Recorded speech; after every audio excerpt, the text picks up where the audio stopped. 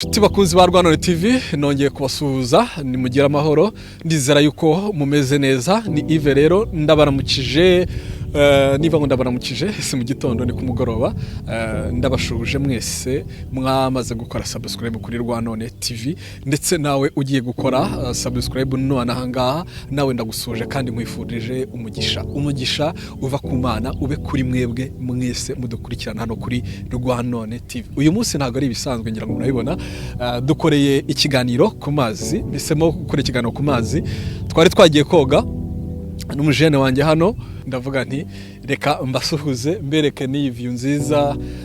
Hari igihe twajya tuhakorera ibiganiro byinshi, hari igihe twajya tuganira ahangaha kenshi ku mazi na arukuntu umuntu aba ari muri sama nyine buri nko mu rugo ariko kumva ukeneye ko kureba yuko wanyeruka ukagera no ku mazi. Hajya ninde umuntu sinzi umuntu ugiye kuvuga ngo kaoderi ka Ocean kugira ngo mwumve kaoderi ka Ocean ariko mu by'ukuri ndabashimira cyane by'umwihariko abantu mwese mukomeje gukora subscribe kuri Rwanone TV. Rwanone TV turi gutegura ibintu byinshi, turi gutegura ibiganiro byinshi, turi gukora kuri programme zigiye zitandukanye. Ndabizi ko nibimara kujya ku murongo muzabikunda, muzabyishimira mu biganiro byinshi turimo kugenda dutegura tuzagerageza kugenda tubagezaho kugira ngo tugire ibyo dufashanya mu guhugurana mu kwigisha se ndetse na entertainment. Kandi ndabizi ko nabyo mubikunda. Muri no minsi nabwo ndaza no kubereka Instagram account yacu, mbereka na TikTok aho naho tuzatugirana bimwe na bimwe mu biganiro tuzadukoreraho bito na bito. Tugiye cyane by'umwihariko twinjire muri hariho programme ebyiri, hariho programme ya gospel hakabona programme ya entertainment isanzwe. Ndabizi ko nabyo bamubikeneye ari ibintu amakuru menshi mukeneye ariko turahari kugira ngo yabahe ubwo nukuzatuza ahangaha tukimera nk'udufi ku mazi tukogamo nk'amafi nyine muri kubyumva hanyuma twarangiza tukagira n'umwanya wo kugira ngo tugire ikiganiro rwose kandi ndabizi neza ko muzabikunda cyane. Rero hari ikintu ushaka tuzaganiraho muri no minsi. Nabonye ko ari ngombwa ko dukora bimwe mu biganiro bifasha abantu mu kubigisha, mu kubahugura, yewe na entertainment ntabwo izabura ariko ni byiza ko tubwira abantu ko bigirira icyizere, ni byiza ko tubwira abantu yuko bagomba kugira confidence bakareka ubwoba, ukumva ko uri umuntu ukomeye, ukumva ko uri umuntu w'agaciro, ukumva ko uri umuntu munini, umuntu uremye mu buryo butangaje, ufite imbaraga ntabona uko nsobanura.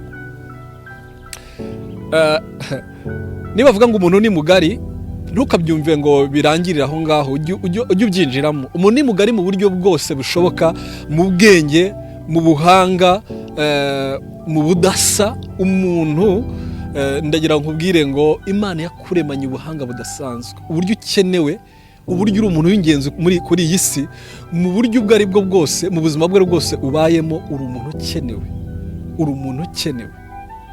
Sosiyete iragukeneye. Uyu munsi ushobora kuba ukeneye, uyu munsi ushobora kuba ubuzima butameze neza, uyu munsi ushobora kuba uri kwangwa, ariko icyo kintu ubwacyo gishobora kuba kizafasha abandi mu gihe kiri imbere mu buhamya uzatanga. Ndetse tujya twumva abantu batanga ubuhamya, tujya twumva abantu bavuga bati nabayeho nabi. Tuzi abantu benshi bagiye baba abakozi bo mu ngo, uyu bahembwe 10,000, 7,000, rimwe bakanabambura, bakanababwira amagambo yo kubaca intege. Uyu munsi ni abantu bakomeye, ndabaha ingero wenda nk'ebyiri. Reka dufate nka nyakubahwa Edouard Bamporiki, muramuzi abaye minister. Yajyaga atanga ubuhamya akavuga ukuntu yabaye umukozi wo mu rugo ariko igihe cyarageze aba umuntu ukomeye. Kubera iki? Kubera uwamubonaga muri kiriya gihe yamubonaga nk'umuntu udafite agaciro, akamubona yoza amasafuriya, akamubona atetse. Ariko uyu munsi ntekereza ko nawe wavuga uti kabisa uyu muntu ubwenge afite, ubuhanga afite, wabima, ubushobozi afite, wabuma. So uyu munsi abaye umuntu ukomeye. Twajyaga twumva agafaranga nawe nubwo ari mu bibazo Imana imworohereze muri situation arimo, azabone, njye namwifuriza yuko yazabona ubutabera bwiza buzima, niba anarengana, niba atarengana nabyo, ubutabera buzatangwe ku mpande zombi.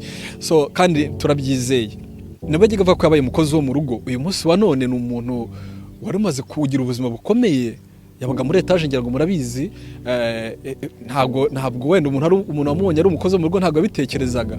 So uwo n'undi muntu, harimo n'abandi benshi bagiye abantu bakomeye, abenshi ngubu baritwara amamodoka yabo, baba mu mazu yabo, abandi bafite abandi nabo barera abo bafasha. So urumva rero numvaga nshaka ko tuganira kuri iki kintu, mbabwire yuko turatetse nimukomere. Vuba ahangaha mumenye ngo kuri Rwanone TV ni muri komera turatetse. Ibyo tuzabagezaho ni byinshi kandi bizabafasha. Ndashaka ko media yacu izaba media yubakitse, ifite imbaraga, ifite ibintu byinshi byo guha abantu bizima. Ejo bundi nabonye umusore wiyahuye, ndababara, ndavuga ni nk'uyu umujene w'imyaka 23 kwifata akajya kwamakuza kuri etaje ingana kuriya, agasimbuka akikubita hasi, akahasiga ubuzima. Numvise bavuga ngo yari yanzwe n'umukobwa, niko bimeze. Ariko ndibaza ni kubera iki umuntu yakwanga ukageza ubwo wiyahura, umuntu yakubenga bikageza ubwo wiyahura, nubwo wera kuririye ibyawe. Ubuzima burahenda nshuti zanjye. Uyu munsi yabikora, ariko nyamara yaba ari amahirwe yawe agusohokeye mu buzima, ahubwo ugiye gutangira ubuzima bushya buzakugirira umumaro. Ushaka kuba ugiye kuzahura n'undi muntu, wari kuzahura n'undi muntu ugufite umumaro kuruta wa wundi.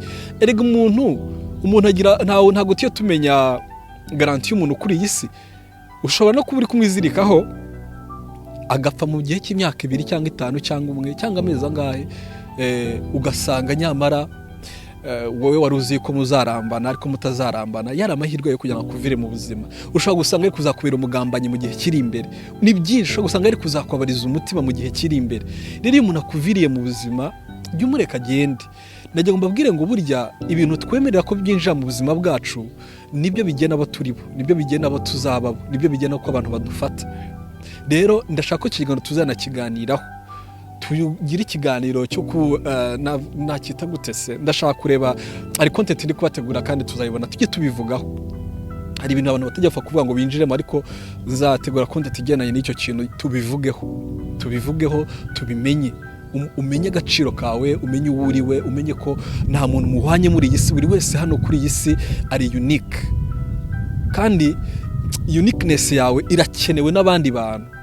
Umwihariko wawe ukenewe n'abandi bantu, umwimerere wawe ukenewe n'abandi bantu. Nta wundi muntu umeze nkawe, nubwo wanabyara ntabwo uzabyara azamera nkawe. N'ikimenyimenyi n'uwakubyaye ntimumeze kimwe. So rero nimukihebe, nagira ngo mbabwire ngo mujye igihe cyose mujye mwigira icyizere, mwumve ko muri abantu b'agaciro, muri abantu bakomeye, muri abantu isi ikeneye. Hari abantu benshi basigaye bavuga ngo sinzongera gukunda. Oya rwose, kunda, kuko ndagira nkubwire yuko ntabwo mu bakobwa bari muri iyi si kumwe yakwanga byakaguteye kumva yuko ubuzima bwawe burangiye. Ushaka gusanga uwawe ari imbere, ushaka no kubutekereza ko ari mu myaka yawe, mwabyirukanye, mwiganye se, mungana, mugendana, mukorana, ariko nyamara ashobora no kuba ari n'ukiri mutoya urusha imyaka myinshi. Uyu munsi ureba ukabona n'umwana mutoya. Tuzi abantu bashakanye n'abantu barusha imyaka 10 n'ingahe, 20 n'ingahe, ukaba uri umusore ufite imyaka, uri umugabo ufite imyaka 40 utarashaka, ko uzashaka umukobwa w'imyaka 20 na, cyangwa ukaba uri umukobwa ufite imyaka 30 ugashakwa n'umusore w'imyaka 20 na. So ibyo rero ntibidutere kuba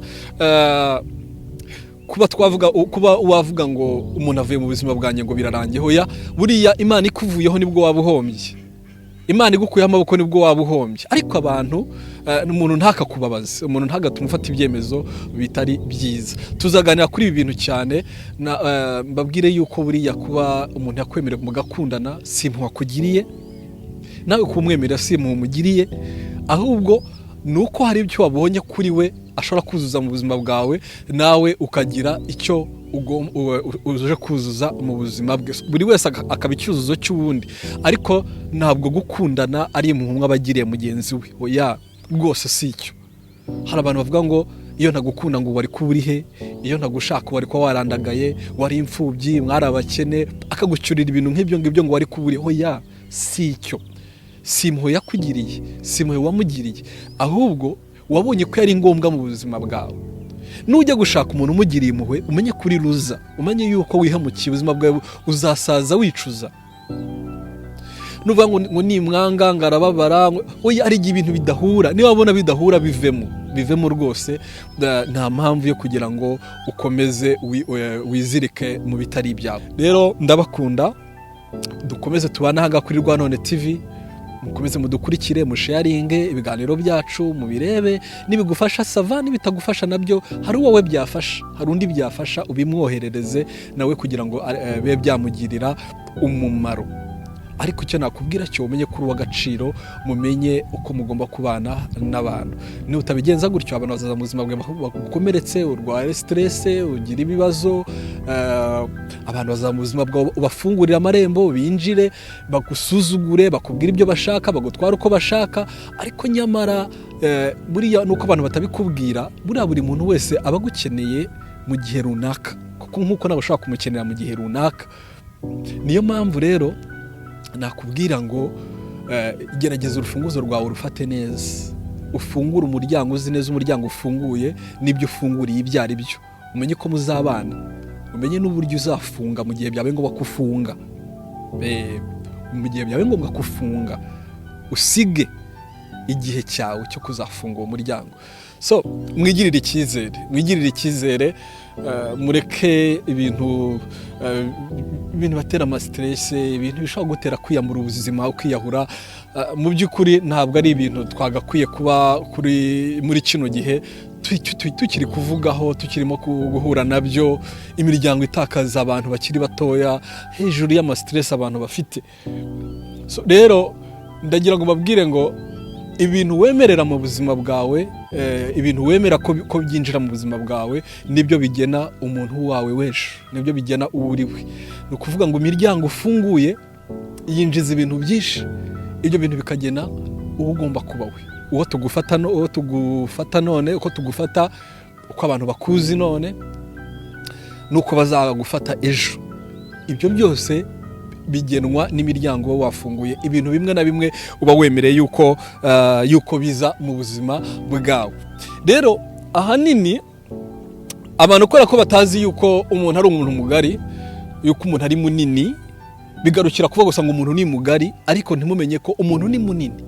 Kandi tuvuga ngo umuntu ni munini, uzajye wumva nawe ko uri munini, uri umuntu mugari mu buryo udashobora, mu buryo bw'igitangaza, wubakitse mu buryo bw'igitangaza, uremye mu buryo bw'igitangaza.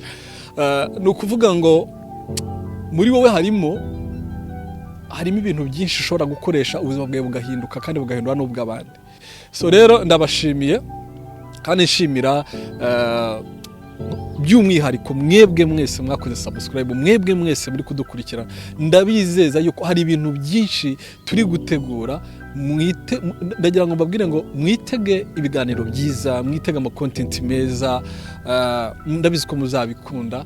Rwanone TV, ukomeze ugume hafi, ndi hafi kubabwira TikTok na Instagram, kugira ngo naho tuganiriraho, tugirana ibindi biganiro kuri izo mbuga zombi. So rero ndabashimiye nive nk'ibisanzwe, ni Rwanone TV, komeza uhagume, ukoreshe ku biganiro byacu, ukangurire n'abandi kugira ngo bakore subscribe, bahagume, baze ba joining, tuganire, tugirane ibihe. Murakoze, amahoro nakagaruka.